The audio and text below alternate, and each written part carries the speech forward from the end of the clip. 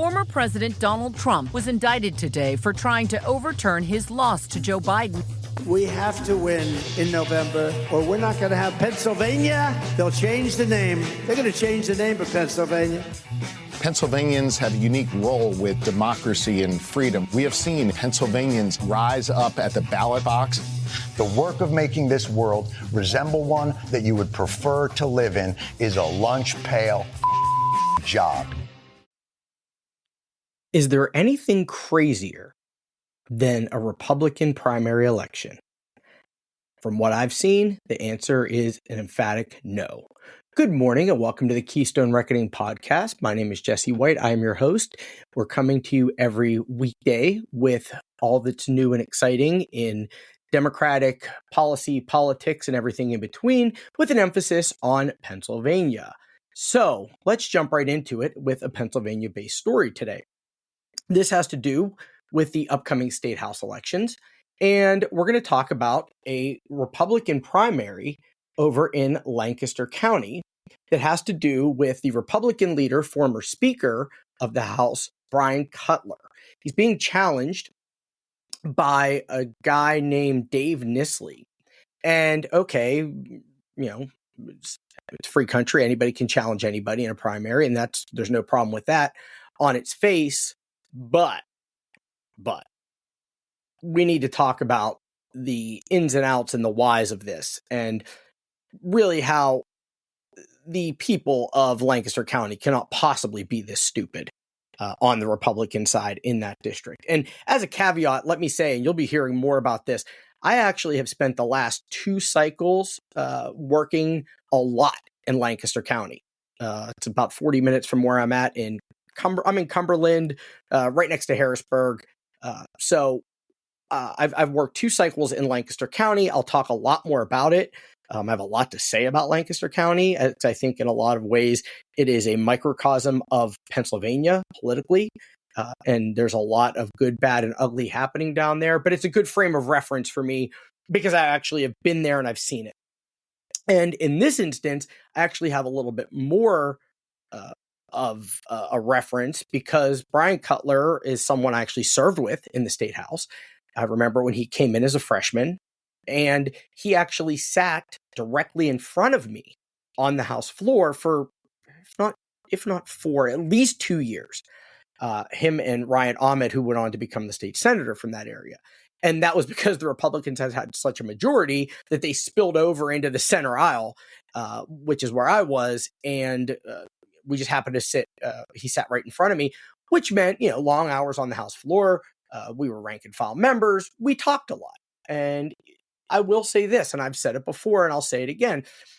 I do not agree with Brian Cutler's politics or policies on most things. I will say that unlike, at this point, the majority of Republicans serving in the State House, I believe he is a man of principle. He honestly, truly believes what he says and vice versa. We've talked, he and I spoke about, our lives, our experiences, and I really feel that a lot of his views and perspectives come from a place of his true values. And here's the thing, in a world where so many politicians are performative and clearly just say what they want the voters to hear on both sides of the aisle, but, Republicans in a lot of ways are just the worst when it comes to this. They know better. They just say what they know the masses want to hear. I will say that I don't get that from Brian. I was quite frankly really shocked that he was able to ascend to the speakership in that Republican caucus because there was such a loud voice of the crazy conservatives in there, which, at the time were the Darryl Metcalfs of the world, who used to be the outliers. And now they're the ones riding the ship. We used to call them the caveman caucus. But I do believe that Brian Cutler is, if you're going to have a Republican in the State House, which by the virtue of the way some of these districts are cut, that's, you're going to have some Republicans. It's just the way it works. He's the kind of guy you want. He was respectful. We could have conversations. And that at the end of the day is what you're looking for, right? People that can be reasonable people. Reasonable people can debate, argue, disagree, and still be reasonable people. And I can tell you there are a lot of people there now that are just don't fit that description. Again, both sides of the aisle, mainly on the Republican side.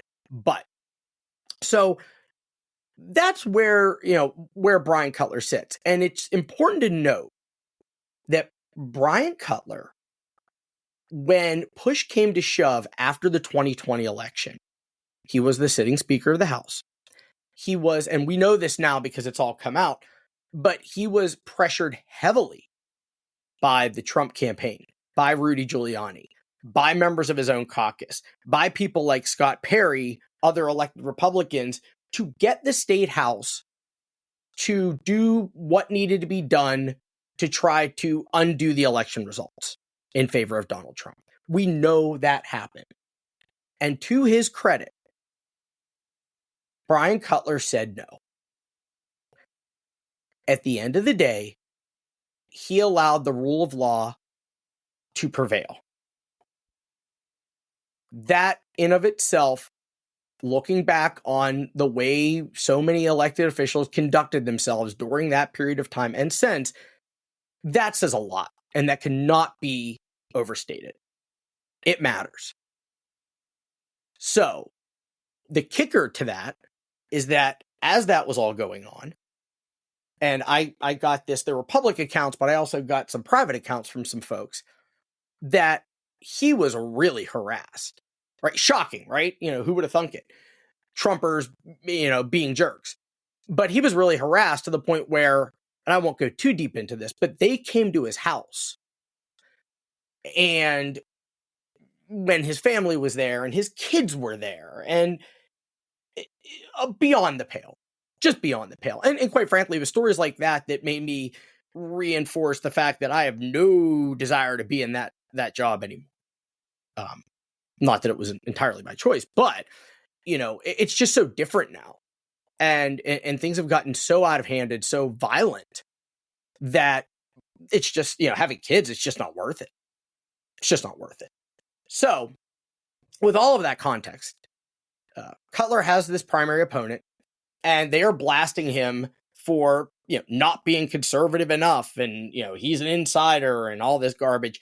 And what's interesting is that the campaign is being backed vocally by a group called, I'm gonna make sure I get it right, because, there are a million different groups out there that use the same 6 words and, is word salad, and it's patriot, truth, liberty. They all call themselves alliances for some reason. They're on Political Survivor. I've never quite been able to figure that out. But anyhow, okay. So it's a group called the Pennsylvania Liberty Alliance? Yeah, the Pennsylvania Liberty Alliance. And they have a PAC, a political action committee, called the Pennsylvania Liberty Fund. And it's based out of Bethel, PA. And there's an article that talks about, they have a history of supporting conservative candidates statewide. So my first thought was, okay, who's really behind this, right? Is this a big money, because those PACs exist, right? They're just vehicles for people to funnel money in, big money. And, you see that on the Democratic side with school choice and things like that. So I was like, okay, what is this? So, I go and search it on the PA Campaign Finance website. And I was actually, in a weird way, pleasantly surprised, because it does appear that the Pennsylvania Liberty Fund is largely a grassroots organization, which, is terrifying in of itself for a lot of reasons, but it's not some front for a national group or something crazy like that. So the one thing that was kind of concerning, looking at their campaign finance reports, their largest expense every year is to a gunsmith by the name of Dave Kiefer, who I looked him up. He seems like just a legit guy. I'm not trying to cast any aspersions on him, but it was just interesting. And it says for a raffle, and so I guess they're raffling off a bunch of guns, but it's $2,200 a year. That's no joke. But it's funny because they only raise, at any given year, I think they've raised maybe $20,000. And I didn't see any donations larger than $500. And a lot of it comes from the main guy, whose name is Dean Kampf. So, okay, it's a grassroots organization. And if you go to their website, if you're just really, a sadist and you want to do that, it's palibertyalliance.org. And it's, the About Us, and they have a blog, and it's exactly what you think it is, right? But it's interesting that it is here's what they care about, right? These are the issues they care about. They care about election integrity. They care about abolishing the property tax, the typical Tea Party, it was the typical Tea Party agenda with a splash of Trumpism thrown in. But this is where it all falls apart for me, right? It shows me that they have no concept of how politics, elections, and government tie together, right? So you have Brian Cutler, who was the Speaker of the House, who is now the Republican leader, presumably, and it's not out of the realm of possibility, given the razor thin right there, unless there's a big shakeup in their leadership, he's right there. But given that he's still the Republican leader, would lead me to believe that, were the Republicans to retake the majority, he'd be right there front and center back in the Speaker's rostrum. Now, why does that matter?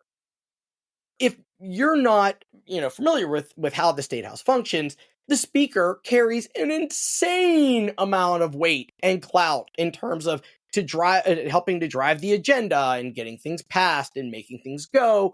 And there's a ton of behind the scenes stuff, appointments to commissions and boards and things like that actually matter, right? It matters a lot.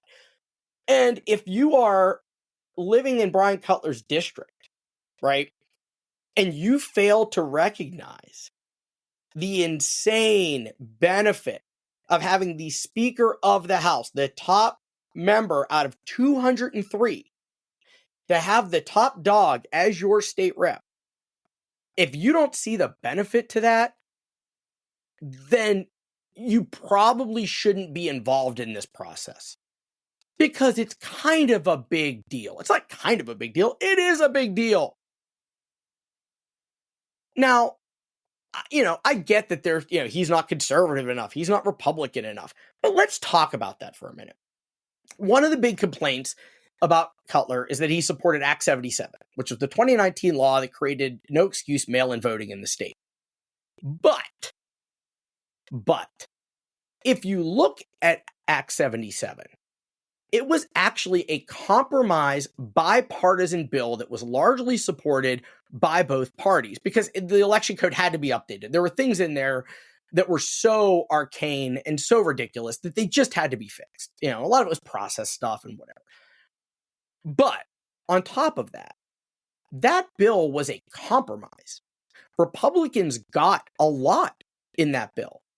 One of the things they got was the elimination of straight party voting.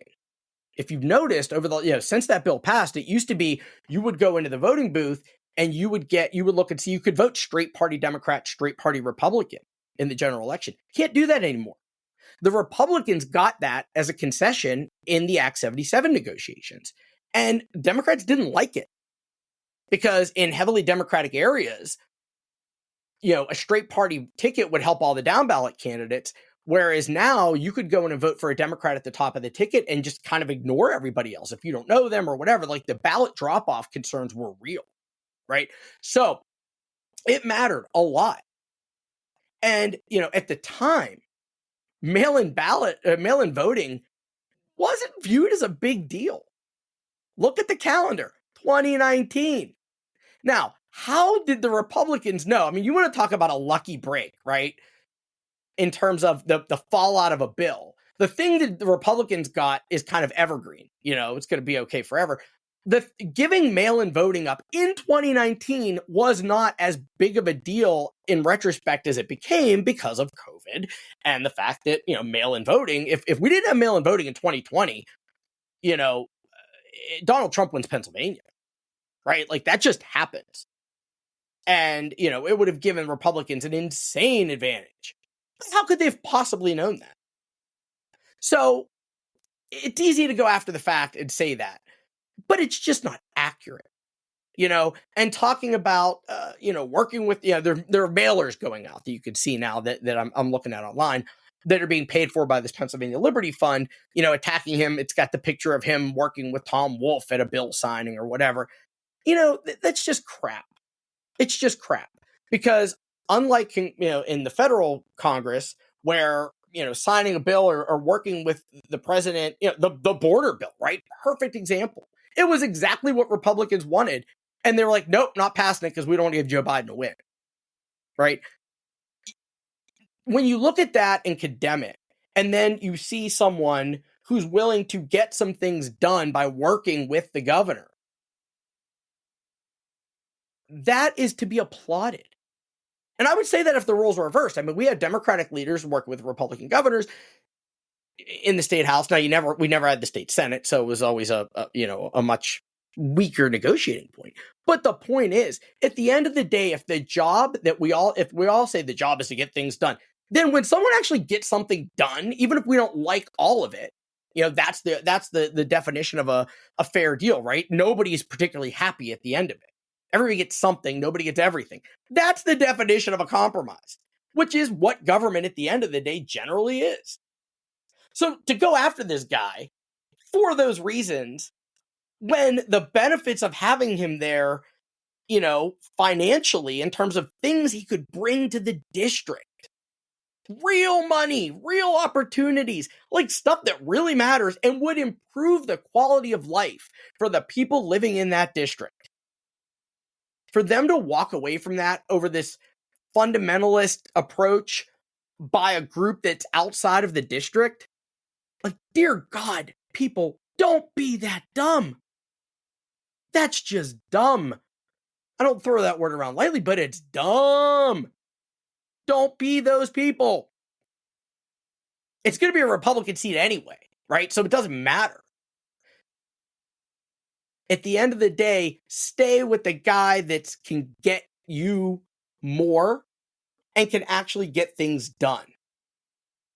Now, will that happen? Who knows? But it's a fascinating primary, one of many that I'm watching and that we will be able to talk about in the future. So that's that. We'll keep you up to date on that. I do want to say that we are looking to talk to as many candidates and campaign people as possible. If you know anybody that would be willing to have a conversation, either in a short form daily or in a longer form one, a conversation for the weekend, we'd love to talk with you. Both sides of the aisle, quite frankly. And or if you have any ideas for specific episodes, I have a bunch that I'm putting together, but I'm always open to new ideas.